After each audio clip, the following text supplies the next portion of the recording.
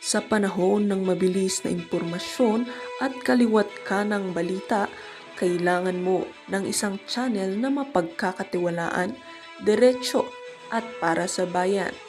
Ito ang Balitang Pambansa, ang iyong bagong tahanan ng mainit na issue, tunay na impormasyon at mga balitang hindi mo dapat palampasin. Mula sa mga trending na kaganapan sa social media hanggang sa mga seryosong isyong pambansa. Bantay kami sa bawat sulok ng bansa para sa iyo. Hindi lang basta chismis, kundi validated news, mga impormasyon na may batayan at mga kwento ng tunay na buhay Pilipino. At kung gusto mong laging nauuna sa kaalaman, huwag kalimutang mag-like, mag-share at higit sa lahat, mag-subscribe. Dahil sa Balitang Pambansa, balita mo, boses mo, bayan natin ito.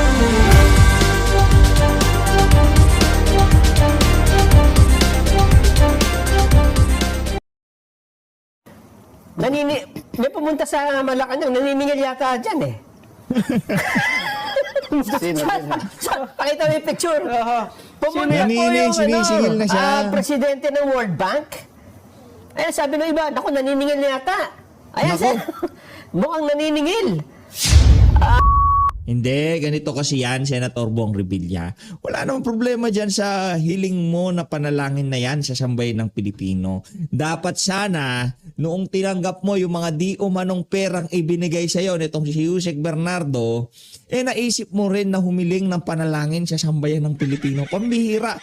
Ang nagarabyado dito sa inaakusa sa iyo, Bong Revilla, hindi lamang iisang grupo o ilang mga tao. Sambayan ng Pilipino ang pinagnakawan dito. Pagkatapos mong di umanong tumanggap ng pera dito kay Bernardo, tapos hihiling ka ng panalangin sa sambayan ng Pilipino. Palakpakan ho natin mga kababayan. Ibang level ho talaga itong mga mga politiko, yung kakapalan nila ng mukha, talagang ibang klase. Manahimik ka na lang, kagaya nitong si Joel Villanueva, Jinggoy Estrada, ang malas mo lang, hindi ka na senador ngayong mga panahon na to. Pero kung senador to, nuknukan rin ng kaangasan to. Nakita niyo ginawa kay Nebrihan nito? Nakita niyo mga kababayan? Sa tingin ko si Nebrihan ngayon pasipul-sipul siya. Hindi niya kakilala si Bernardo eh. Ito mga kababayan, please pray for me. Aba? Please pray for me and my family. Ibang klase ka din. Ibang level ang apog mo, Brad. Matindi ka ha. Matindi to si Bong Revilla. Hindi ko binabanatan to, pero nung nakita ko ang pagiging pagiging arrogante nito nung nakaharap niya si Nebria, akala mo kung sino dinuruduro niya, ang angas-angas, senador pa siya noon. Pero ngayon humihiling ng panalangin, ang kapal ng mukha mo, Brad, ha. Humihiling ng panalangin si dating Senador Bong Revilla sa kanyang sarili at kanyang pamilya. Isang dating senador sa mga personalidad na nadadawit ngayon sa flood control scandal. Kasama siya sa inirekomenda Independent Commission on Infrastructure ICI na kasuhan. Kinumpirma rin ng Department of Justice na isinama rin si Bong Revilla at dating kongresistang si Saldico bilang respondent sa reklamo kaugnay sa Ghost Flood Control Project sa Bulacan.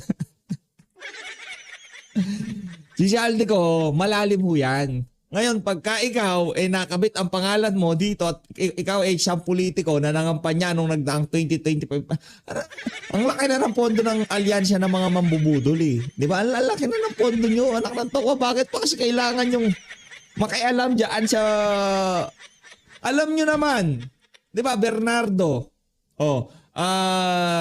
Hernandez, alam nyo na humahawak yan ng pera na galing sa sambayan ng Pilipino. Dahil sa kakapalan ng mukha nyo at sa naisip nyo na hindi naman na malalaman yan na sambayan ng Pilipino. Matagal ng kalakaran yan eh.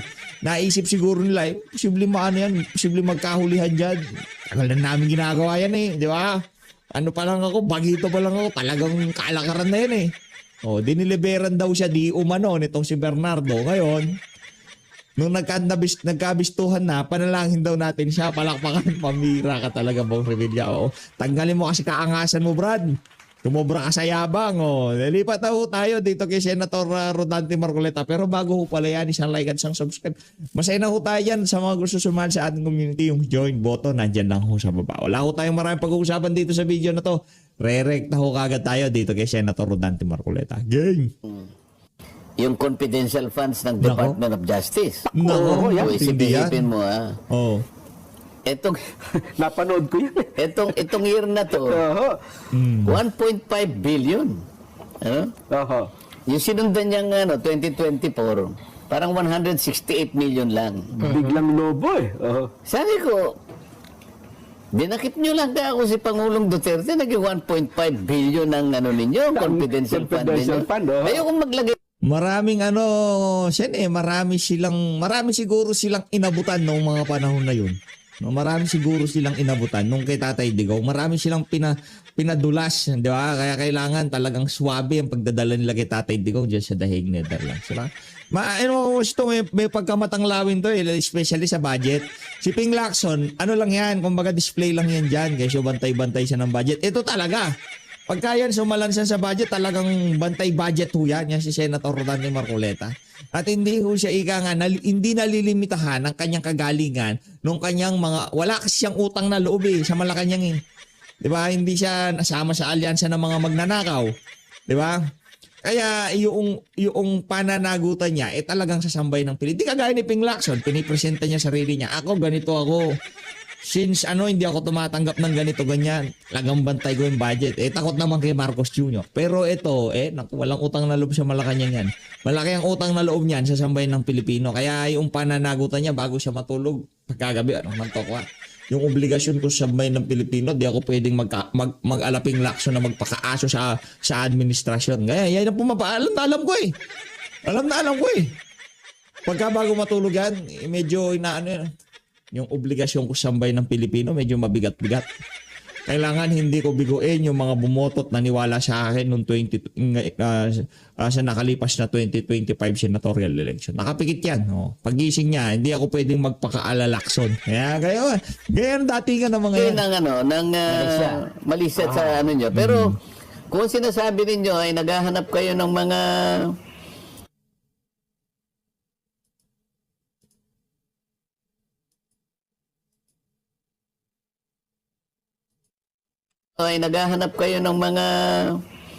ang tawag doon, yung mga online sabong ba yun na nawawala? Sa bungero. Hinahanap daw Missing mga- sa bungeros. Opo. Hinahanap daw yung mga sabongero na napunta sa Taal Lake yata. Opo, yun. Oo. Sabi ko po, buto ng palaka naman ang nakuha ninyo doon. Di ba? Naku. 1.5 billion. Opo. Ngayon, nung makita ko sa COMREP namin, itong committee report, 729 billion pa rin ang confidential funds. Malaki pa rin. Oo, samantalang mga ibang opisina, hindi na, ayaw na namin yan. Ayaw na ako, confidential fund na yan. So nakita ko yung 729, masyadong malaki. Opo. Sabi ko, kukunin ko ako yung dyan. Halos 300 million. Yung 146 million plus. Opo. Ilalagay ko dun sa Department of Justice pero sa isang section. Okay. Ito yung Office for Alternative Dispute Resolution. Para sa akin kako, dapat mapalakas ito. Dahil ito, nag-uumpisa pa lang ang usapin. Opo. Ang kaso. Ang kasuhan, oo. Inaayos na nito. So marami tayong matitipid kung halimbawa, imbes na nag-ripen ito into a case, ay Opo. isipin mo napakarami mong gagastusin dyan para lamang i-adjudicate ang isang kaso. Pero samantalang kung yan ay napasadahan nila, na-prevent nila, malaki ang matitipid natin Hindi dyan. nagkasuhan. Nagkasundo na lang. Oo, yung 15 million naman, ibibigay ko sa NCIP. Ito yung... Indigenous. Opo. Council for Indigenous Person. sabi ko, Opo. itong 15 million, nakita ko kasi yung Sierra Madre, napakalaking mountain range na yan. Reforestation. Alam mo yun, nag-save sa atin dito sa malaking... Ito anong bagyo kayo, Nelson? Yung papalapit na bagyong ito. Yung Tino ba yun? Tino Sa yata. Palpok doon Yuan. Yung Uwan. Yan, bagyo Uwan, Uwan. oo. Oo.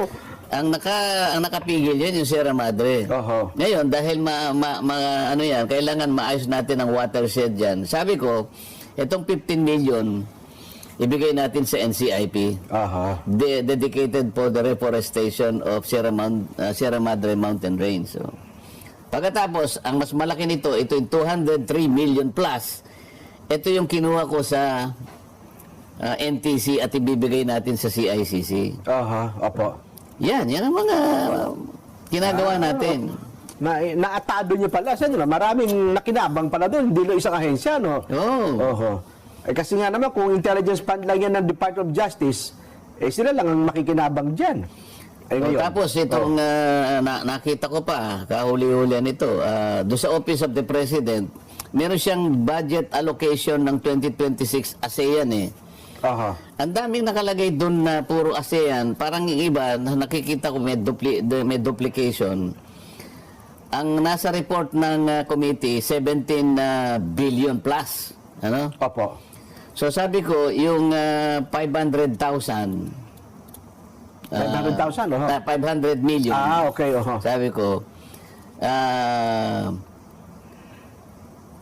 ilagay na lang natin sa Department of Education do sa program support budget for learners with disabilities. Opo, oho. Kasi dito, ang meron pa lang na nakita namin, meron lang silang parang learning materials. Opo. Pero yung iba pang mga gagamitin, halimbawa, yung paglulocate ng magte-train, kasi kailangan mo rin ng trainers Opo. dito eh. Kailangan bilangin mo nasaan silang lahat. Saan eskwela sila naka-enroll. Aha. Ang daming kakailanganin mo rito, kulang-kulang naman ito. Dito natin ilalagay ka ako yung 500 million. Yung proponent yan siya, nung tumayo kayo, kala haharangin ninyo eh.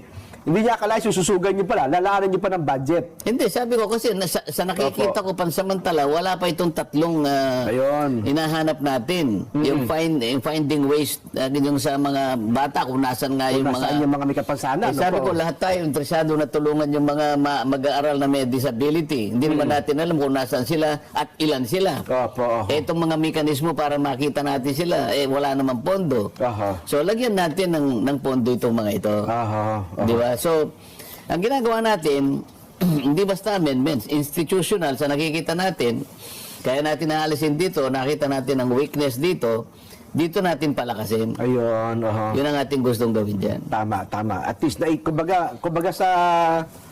naikakamada ng maayos. Sen, ano? Oo, at tinanggap naman lahat. Ako naman, very positive naman ako na yun ay may sasama lahat sa second reading. Opo. At pagkatapos, pagka yan nagkaroon na ng sana ay lahat lumusot pagdating sa BICAM. Oho. At pagkatapos ng BICAM, sana ay maging malinaw na. Aha. Di ba? Wala na bang panganib doon sa BICAM? Kasi sabi nila, di ba yung nangyari sa BICAM last year, Mukhang mas kukunti ang panganib na yun. Galing. Dahil maraming nakabantay. Medyo kokonti ang panganib pero meron pa rin Sen. Balita natin hindi pa daw hindi pa itinago nila yung mga nanakawin nila dito sa budget na to. Hindi siya kagaya nung talagang dati para silang mga siraulo na ang program appropriation automatic nanakawin na nila yan. Ngayon iba na ho yung ginawa nila. Kumbaga talagang itinago na ho nila kung halimbawa yung confidential fund ay sigurado yan. Pagka hindi si BP Sara may hawak niyan, kung si BP Sara sigurado tayo. Ika nga, walang magnanakaw na mangyayari yan. Pero pagka ibang ahensya ng pamahalaan, yung confidential fund nga ni Marcos Jr. o nakanantokwa, nangyari, nagkanakawan na sa pamahalaan, hindi kumana yung confidential fund niya. Hindi natin alam kung ano yung binabantayan niya, kung anong pinaggamitan ng confidential fund niya. Baka lang yun binabantayan nila yung kung yung mga pinagkukuhanan nila ng pulburon pulburon ng kung ano man ginagamit nila diyan natitiktikan na sila ng ng PDEA. Doon pala ginamit yung confidential fund para bantayan yung mga taga-bili nila. Isa na tayo sa nakabantay. Doon kasi wala naman tayong kinalamanan dyan, di ba? Opo, At ngayon ata, parang kumuha sila ng 5 NGO ba, mga watchdog, at naka-live din ata itong gagawing BICAM. Sen, di ba? Hindi lamang yun. Ang pinaka-importante dyan, ang pinaka-sigurado dyan ay nahimay na mabuti yan. At pagkatapos, naghahanap nga kami ng clean copy para makita lahat yan bago pagtalunan sa yung tinatawag na third reading. Opo. Para sa ganun, lahat ng institutional amendments na napag-usapan, kung talagang napagtibay, at saka yung mga sinasabi ng minority na talagang kung pakikinggan nila, Opo. wag lamang yung masyadong yung dapat kasi supported lahat ng mga dokumento. Opo. Wala na yung mga item na hindi malinaw na Kung saan nilalaan. doon lang sa pangalan Opo. Teka muna, baka magdoble ang pangalan. Wala na yung mga ganyan Oho. Pero teka lang, yung controversial na lifeline rate, Sen, na isama ho ba yan? Alin yun? Yung lifeline rate doon sa mga nagbabayad ng yung kuryente na mababa lang? Ay, hindi pa naman Hindi pa po yun. batas. Ang sinasabi natin okay. yan, dito, kaya ngayon to pag tinarget ko na yun Oo. Wala pa naman tayong batas talagang umiiral tungkol dyan. Ayun. Mm. Kasi di ba kala ko tatastasin nyo na yung mga ayuda fund para mailagay na doon sa ang Hindi pondo. pa dahil wala yung batas. Opo. Paunti-unti lang nating Ayun. medyo binabawas-bawasan. Opo. At sana napagtibay kaagad yung ating dalawang panukalang batas tungkol sa pag-alis na ng lahat ng mga ayuda at papalitan na lang natin yung sinasabi nating 200 to 230 kilowatt hours. Para sa ganon, dire-diretso na. Wala Ayun. namang kumontra sa akin doon Maski na yung Secretary Balisacan ng DepDep. Opo. Gusto niya rin. At nung imungkahi ko naman kay Secretary Rex Gatchalian, sinulat pa nga niya sa notebook niya, pinakita sa akin. Wala rin siyang kontra doon. Inihintay na lang na maisabatas natin yun, Jen. Ayun. Ayun pala. Mahalaga po. Alam niyo, marami nagbabantay sa usapin na yan. Sa ipa, Nelson. Dadagdag ko na lang kasi budget na rin ang pinag-uusapan natin. Oo. Baka mamroblema ngayon ng gobyerno, Sen, No. sa pagkukunan ng pondo. Dahil meron na pong desisyon ng Supreme Court na yung 60 billion pesos na nasa National Treasury ngayon ay pinababalik na sa PhilHealth. Yung pondo ng PhilHealth. Sabi ng Supreme Court, labag sa saligang batas yung ginawa nila na yung pondo ng PhilHealth ay inilipat sa National Treasury at gagamitin sa mga proyekto na wala namang kinalaman sa dapat na paglalaanan ng pondong yon. Meron parang charter yan Sen, Hindi daw po pwedeng maamyendahan yung charter dahil lang dun sa isiningit mong provision na pwedeng kunin ng DOF yung mga pondong ng GOCC such as PhilHealth para ilagay sa National Treasury at gamitin sa iba, Sen. Anong problema 60 billion. Tama naman yun Ayun nga po. Hindi mo naman dapat inalis doon. Pondo ng PhilHealth yun Hindi, may tinatanong ko kanina, magkakaproblema sila. Hindi. Bakit magkakaproblema? baka Sa nagastos budget, na yan ibalik mo ron. Ibalik mo lang Baka naman nagastos na ho yun. Kasi di ba, ibabalik sa PhilHealth yung 60 billion. And then mababawasan yung National Treasury. Yung pinag-uusapan natin, yung nakaraang budget yan, inalis nila, di ba? Opo. Pero hindi pa na ibabalik hanggang ngayon, Sen. Di balik nila. Di mauubusan tayo ng pagkukunan for the 2026. Kukulangan tayo. Mangungutang tayo niyan. Hindi, basta yun, may budget dyan, nilagay nila sa iba. Di balik lang nila. Ibabalik nila. Ngayon, ang sabi nila, ang atin namang ekonomiya kanya ay naasahan nating lalaki ng 5%. Akala mo naman napakalaki ng 5%. Hindi, maliit nga daw po Di ba? Sabi ko sa kanila, siguruhin nyo kasi ang pinag-uusapan natin dito ay tumataya kayo ng GDP na 30 trillion pesos para suportahan yung budget na 6.7 trillion. 6.7 trillion. Kasi pag hindi kayo tumaas sa GDP ninyo, wala kayong pagkukunan. Dahil ang inyong projected income ay halos 5 trillion pesos lang. Kulang. Sa mga tuwing, kailangan nating mapalaki yung ating ekonomiya. Ngayon, para mapalaki yan, kinakailangan nating ilitaw yung mga sinasabi ninyong mga targets. Kaya nga, ano kako yung mga basic assumptions ninyo? Ano ba yung mga indicators? Ano ba yung parameters na sinasabi nyo na tataas tayo ng 5%? Sa tingin ko, hindi lang dapat 5%.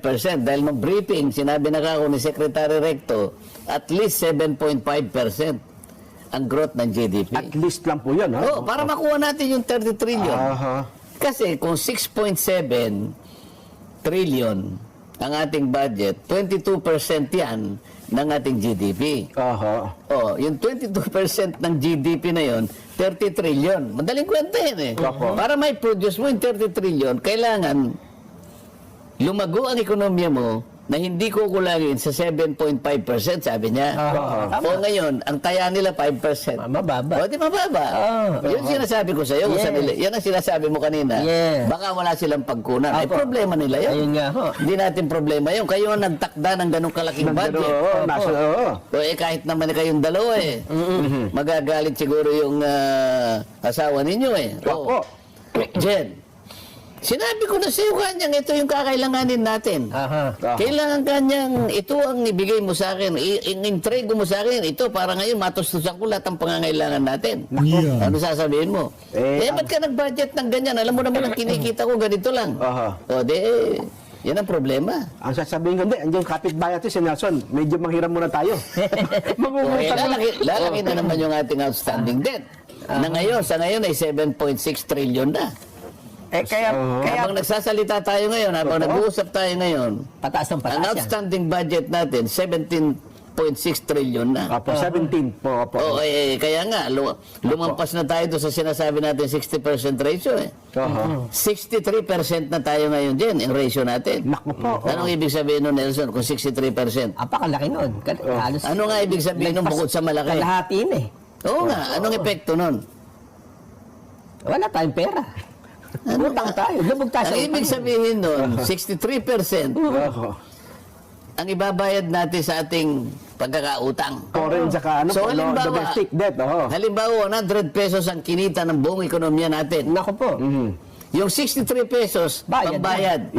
Yes. Yung 37 pesos na lang ang panggastos Ayun nga, natin. yun nga. O, yun ang ibig ko sabihin. Paano tayo mabubuhay sa 37 pesos? Oo. Kasi yung 63 pesos, ibabayad natin ang utang. Ito yung budget nyo eh. Obligado. So, maaaring sasabihin ng business na Nelson, Wala na. paano ito talaga yung ano natin eh? Pang-buy, utilities lang Kinakailangan ito. kanya. Oho. Magtrabaho ko ng doble-doble para ngayon o pa saan natin kukunin yan? Nako. Kaya pala, Senjen, may pumunta sa Malacanang, naniningil yata dyan eh. Sino? Pakita mo yung picture. Pumunta po yung Sinisigil na siya. presidente ng World Bank. Ay, sabi ng iba, naku, naniningil na yata. Ayan, Naku. sir. Mukhang naniningil. Presidente ba ng World Bank yan? Oo. Kayo naman World Bank. bumisita lang, naniningil na kayo naman ng... World Bank President AJ Banga. At Baka yung- naman nag-o-open ng mga ano. Ibig mo sabihin ng presidente bang maniningil naman? ADB President Masato Kanda. Sabi nila kasi hindi naman pumupunta yan sa Pilipinas noon. Ngayon lang na pumunta eh. Ganun ba? At yung presidente daw, napahawak na daw sa Napasagdan na doon lamesa. sa... Parang Napahawak na Wala ha. akong maniningil ngayon ha. Ang tindi na Grabe. Kaya ano kasi yung Hindi, baka naman hindi naman naniningil. courtesy call po yan talaga. Baka naman sinabi lang, Courtesy call. Mr. President, nakikita namin yung debt to GDP ratio. Ayun. Medyo mataas. Sa ganito kataas na ratio, Mr. President, alam mo naman siguro, na medyo alanganin na yung magpapautang sa'yo. Alanganin talaga yan. Maski yung halimbawa, ikaw nandun ka lang sa 5'6", yung mga Indian. Titingnan niya, paglapit mo sa kanya, sisinuhin ka niya eh. Tapos